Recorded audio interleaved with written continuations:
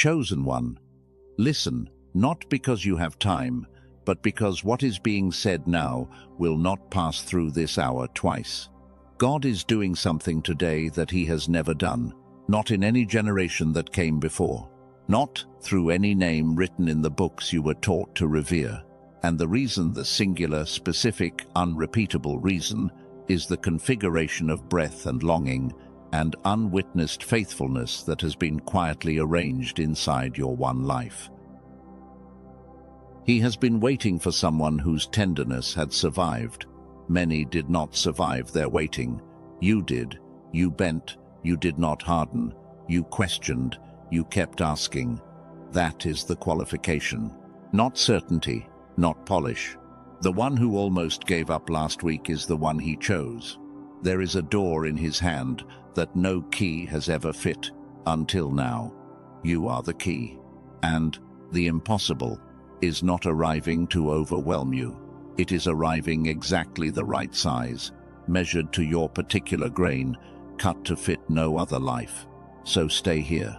The room around you is more sacred than it appears. He has just walked in. What is being said in this hour is not motivation, it is recognition. By the end of this message, you will know exactly why this season has been unlike anything you have ever walked through. You will be handed a specific practice, 7 words long, 21 days deep, to hold what is being formed in you. And there will be a sealing in stillness that names what God is doing through your one life and makes it unshakable. Stay until the final breath. Dawn does not announce itself to the sleeping world. It begins as a thinning of the dark before any voice names what is happening. That is what is happening inside you right now. The dark has not been dismantled with fanfare. It has been thinning, slowly, quietly, for longer than you realized. The years that no one watched, the prayers that seemed to fall into a room with no echo, the nights you cried so quietly that even the people sleeping in the next room did not know. He saw all of it. Not the way you saw it, the way it actually was. You have been carrying something specific, not a generic weight, not a wound that matches the templates the world handed you. And because no one named it correctly, you began to wonder if you were imagining it. You were not. The reason no one in your life has had the eyes to see it is that the eyes that could see it had not yet been given out until now. There is a kind of loneliness that comes from carrying an unnamed thing. It is heavier than ordinary loneliness because it cannot even be confessed. You cannot describe what is missing. You only know that something has been missing for a very long time, and that no relationship, no achievement, no rest has filled it. That ends here. Tonight, what has been unnamed gets a name. What is yours to receive in the next 40 minutes deserves to be named, so that staying with me through this hour becomes a deliberate choice and not a passive scroll. By the time we reach the final breath of this message, you will have received 3 layers of revelation that explain why this season has been unlike any other you have walked through. You will hear a word from the original Hebrew that no English translation has been able to carry a single word that will reframe every year you ever called delay. You will meet 2 figures from sacred history whose stories were written quietly for the day you would find them. You will be given a practice 7 words long, 21 days deep, that will mark the next chapter of your life. And there will be a final activation, a sealing that I am asking you to receive in stillness with me. None of this is rushed. None of this is small. Stay until the last breath. The hour does not give itself to those who leave early. What is being formed in you has already begun to make itself visible. Quiet patterns. Patterns you have probably noticed but did not have language for. Listen for them now. The first one is the way feelings have been arriving in you without permission. You will be in the middle of an ordinary moment, washing a dish, driving home from somewhere familiar, and a wave will pass through you that has no story attached. sometimes peace, sometimes sorrow, sometimes a conviction so strong you almost speak it aloud. This is not mood swing. This is your spirit surfacing what was buried so it can finally be released. Another is the way the rooms you used to sit in comfortably have become unbearable. The conversations that once filled you now drain you within 10 minutes. The places you used to belong to feel like costumes that no longer fit.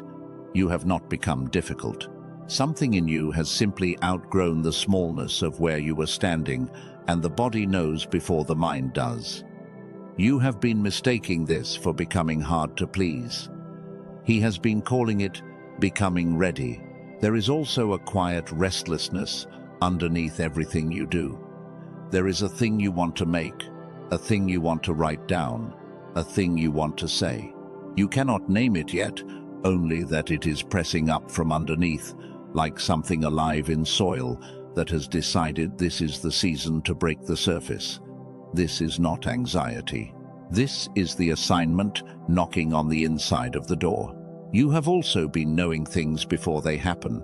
A name comes to your mind, and within hours that person reaches out. You walk into a room and feel what is wrong before anyone speaks. You sense a decision is about to be made about you, and the email arrives 3 days later. This is not coincidence. Accumulating. This is the gift you suppressed in childhood, waking back up because the season requires it. And the timing. The convergence of timing, the right person appearing in the exact week you needed them, the door opening in the precise hour you finally stopped trying to force it. You are not making this up. The architecture beneath your life is shifting, and the seams are showing on purpose. A pause here, just for one breath. I want to acknowledge something simple. You have been listening for several minutes already, and your attention has not wandered. That is not a small thing. The world is loud. Your time is finite. The fact that you are still here means something specific is being recognized between us, not by accident. Just breathe once, slowly. There is no instruction in this breath, no technique to perform. Just notice that you are here, that something inside you has chosen to stay, and that what comes next is being said because of who you are, not in spite of it. There are 3 things being formed in you right now that have no historical precedent. 3 layers of truth that are about to be opened, one inside the other, until you arrive at the deepest one. The first is what I am about to give you next. It is the smallest of the 3, and yet it will already begin to undo the framework you have been using to measure your own life. What you have been calling delay, he has been calling exactness. Hear that again. What you have been calling delay, he has been calling exactness. The years you thought were wasted were not wasted. They were calibration. The doors that closed were not punishment. They were redirection of a kind so precise, no human strategy could have produced it. The relationships that did not last were not failures. They were the wrong shape for what you are about to carry, and any one of them, kept too long, would have prevented this hour from being possible. Long ago there was a woman named Hannah, whose only wound was the silence of her own womb. She wept in the temple so deeply that the priest watching her thought she was drunk. She had no children, no inheritance to give the world, no answer to the question every other woman around her had already received. And what she did not know, in the years of her weeping, was that the child she would eventually carry was not just a child. It was a prophet whose voice would change the direction of an entire nation. The waiting was not denial. The waiting was the time it took for her tenderness to be preserved at exactly the right intensity, so that what she finally carried could be carried without bitterness corroding it from within. You are her, not in metaphor, in structure. The slowness of your season is not failure. It is the time required for something this rare to be cut to its proper grain. If you had received what you asked for 5 years ago, 10 years ago, You would have received it as the version of yourself who could not yet hold it. The version of you that exists now, the one that has been bent and not broken, questioned and not silenced, postponed and not abandoned, is the only version capable of carrying what is about to arrive. Slowness is not your enemy. Slowness is the apprenticeship. But this is only the surface. The truth I just gave you is the small one, the first of three. What waits beneath it will undo every framework you have used to measure your life. What waits beneath it has a name in a language older than English, and once you hear that name spoken, you will not be able to call your past what you used to call it. What waited beneath that first truth is older than the language we have for it. There is a name beneath the dawn, and it has been listening for yours. What you have just heard about delay being exactness is true, but it is not the deepest layer of what is happening inside you. There is a second truth, and the second truth is the one that begins to expose why this season has felt like nothing else you have ever lived through. The first revelation tells you why the slowness was not betrayal. The second revelation tells you what the slowness was preparing. It was not preparing an improvement. That is the part most teachers will never name correctly, because most teachers are still inside the framework of upgrade. They speak of the next version of you, the better version, the healed version, the breakthrough version, as if what God is doing in this hour is putting you through a refinement that polishes what already existed. He is not polishing, he is not improving, he is not editing. He is doing something the world does not have words for in its English vocabulary. There is a word for it in the original Hebrew, and that word is older than every translation that has come after it. And once you hear it, you will not be able to unhear how it changes everything you have been told about who you are becoming. What is being worked into you in the wilderness years deserves to be seen first. The word will arrive when its preparation is complete. There are three things that have been formed in you that no one, including you, was able to see while it was happening. The first thing being formed was the preservation of your tenderness. While the world hardened around you, while the people you trusted disappointed you, while the systems you depended on failed, something inside you was being protected from becoming what was happening to you. It will have felt like weakness. It will have felt like being naive, like being too soft for a hard world. Do not interpret it as that. It was not weakness. It was the only material the assignment could be built out of, being kept intact at the cost of everything else. The trusting in you that survived was not a flaw. It was the qualification. The second thing being formed was the training of your discernment in silence. The years where you could not hear clearly, where you wondered if you were even being spoken to, were not abandonment. They were the years where the voice of God was being separated in your hearing from the voice of fear, the voice of the crowd, and the voice of your own ambition. You will have called it dryness.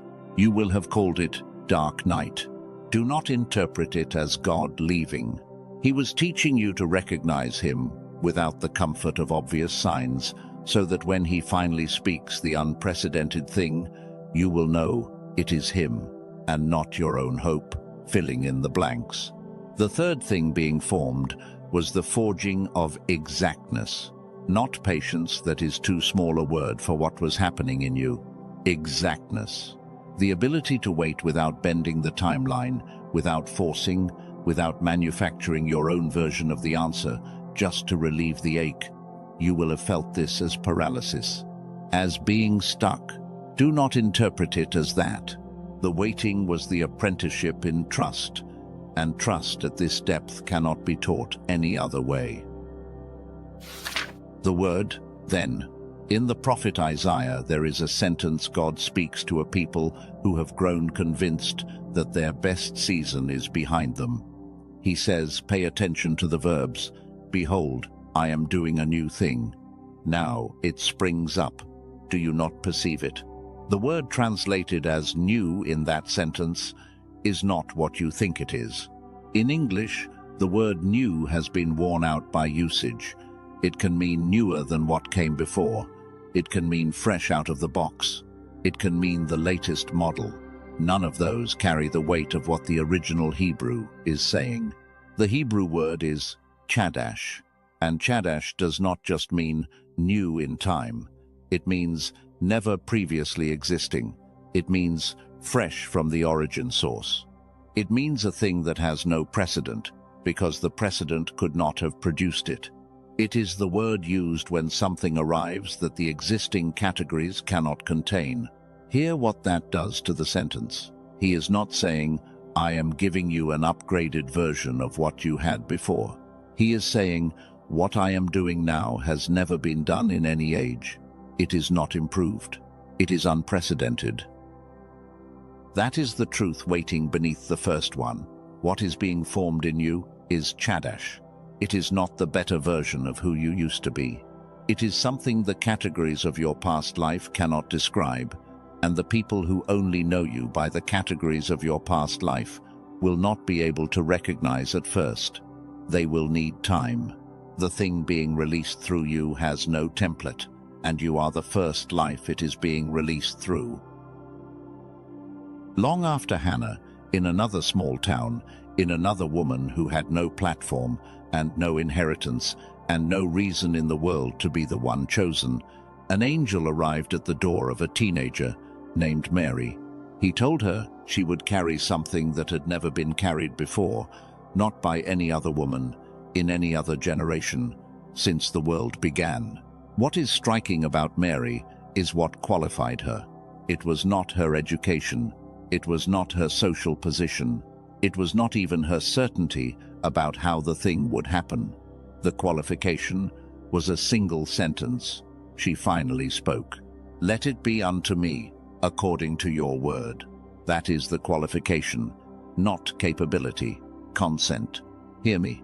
The thing being formed inside you does not require you to figure out how it will happen. It does not require you to have a 5-year strategy.